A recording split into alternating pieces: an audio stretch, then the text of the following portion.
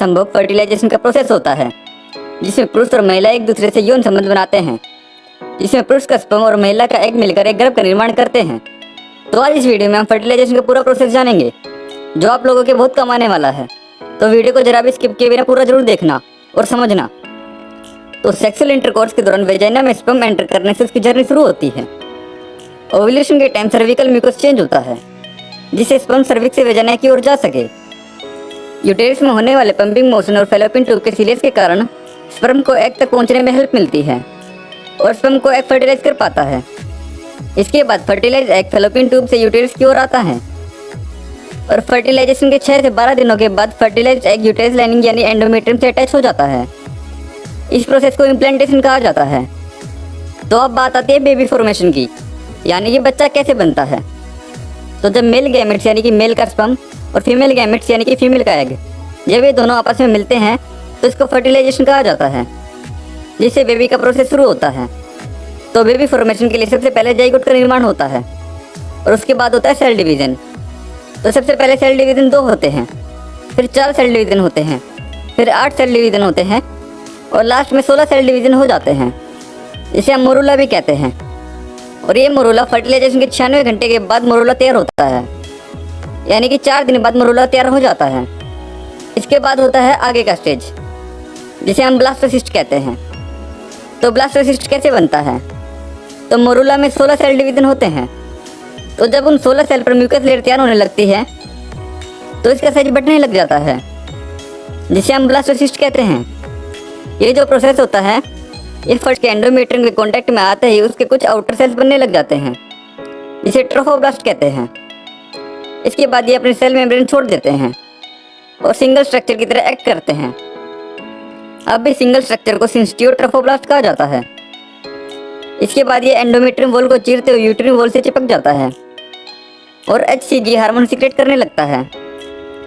HCG एक pregnancy hormone है जो एग के कॉर्पस लूटियम को मेंटेन करता है। कॉर्पस लूटियम से प्रोजेस्टेरोन सीक्रेट होता है, जिससे मेंस्ट्रुअल साइकिल बंद हो जाता है, यानी कि पीरियड्स आना बंद हो जाते हैं।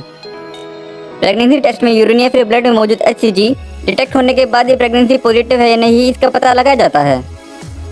HCG हार्मोन होने वाले बच्चे को माँ के शरीर में किसी भारी टिश्यू जैसा रिकॉग्नाइज होने से बचाता है और प्रेगनेंसी के 3 महीने के दौरान बच्चे के ऑर्गन्स और टिश्यू बनाने में HCG हेल्प करता है। बेबी डेवलपमेंट के दूसरे हफ्ते के बीच में सिंस्टियो ट्रोफोब्लास्ट में लैक्नो नामक के स्पीसीज बनने लग जाते हैं।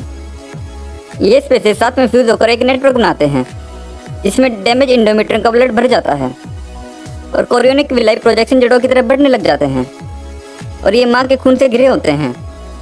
माँ के खून में ऑक्सीजन और न्यूट्रिएंट्स होते हैं, जो इंटरवीलियस स्पेसेस में एंटर होकर प्लेसेंटल मेम्ब्रेन में डिफ्यूज होते हैं और माँ की कोख में पलने बच्चे तक पहुँचते हैं।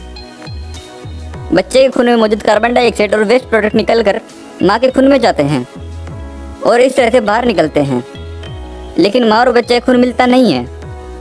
इस प्रोसेस के कारण ही प्लेसेंटा यूटेरिन वॉल से जुड़ा रहता है और माँ और बच्चे के बीच कनेक्शन टूटने का डर नहीं रहता। प्लेसेंटा का जो काम है वह बच्चे को ऑक्सीजन और न्यूट्रिशन का पहुँचाना।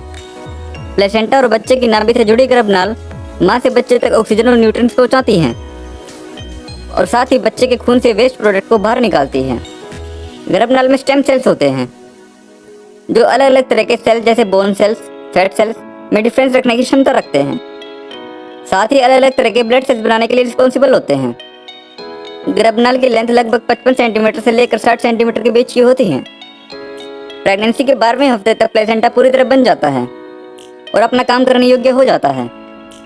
ये माँ और बच्चे के बीच एसेंशियल सब्सटेंस के exchange, waste elimination, hormone production और इम्यून प्रोटेक्शन के लिए जिम्मेदार होता है और साथ ही टॉक्सिन्स, पैथोजेंस और ड्रग्स को फिल्टर आउट करके बच्चे तक पहुंचने से रोककर उसे नुकसान पहुंचाने से बचाता है। बच्चे के डेवलपमेंट के लिए सही टेम्परेचर मेंटेन करने का काम भी प्लेसेंटा ही करता है। प्रेगनेंसी के लास्ट तक प्लेसेंटा की ब्लड वेसल्स और भी ज़्यादा ऑर्गेनाइज और डेवलप्ड बन जाती हैं और बच्चे की डिलीवरी तक सपोर्ट देती है। जब डिलीवरी का समय आता है तब प्लेसेंटा प्रोस्टाग्लैंडिन जैसे हायर लेवल हार्मोन्स प्रोड्यूस करने लगता है।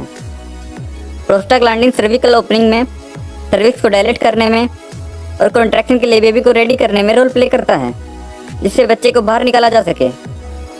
लेबर के टाइम के लिए प्लेसेंटा में सफिशिएंट ऑक्सीजन और न्यूट्रिएंट्स रहते हैं जिससे बच्चे को यूटेरिन कॉन्ट्रैक्शन के कारण ब्लड फ्लो में आने वाले टेम्परेरी रिडक्शन के टाइम भी ऑक्सीजन और न्यूट्रिएंट्स मिलते रहे। यूटेरस में होने वाले इन कॉन्ट्रैक्शन के कारण प्लेसेंटा यूटेरिन वॉल से डिटैच होने लगता है, जो एक नेचुरल प्रोसेस है जिसे बच्चे की डिलीवरी के बाद प्लेसेंटा को यूटेरस टिश्यू से अलग किया जा सके। बच्चे के जन्म हो जाने के बाद भी यूटेरस में प्लेसेंटा को बाहर निकलने के लिए कॉन्ट्रैक्शन जारी रहते हैं।